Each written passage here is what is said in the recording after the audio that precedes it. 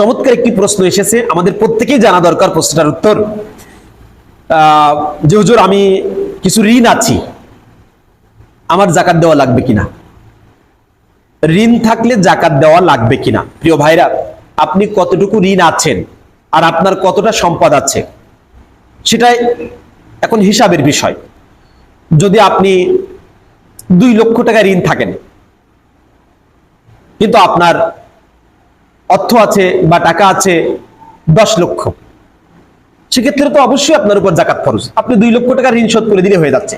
তবে হ্যাঁ, আপনার এমন টাকা আছে যে ঋণের চেয়ে কম, ঋণ শোধ করলে আপনারা নিসাব পরিমাণ হচ্ছে না, অর্থাৎ ঋণ শোধ করলে 95,000 টাকা আপনার হচ্ছে না, অথবা রৌপ্যের নিসাবে 52.5 ভরি রৌপ্যের নিসাব পরিমাণ টাকা বা ব্যবসায়িক পণ্য আপনার থাকছে না, সেক্ষেত্রে আপনার জাকাত দেওয়া লাগবে না, আগে ঋণ শোধ করতে হবে।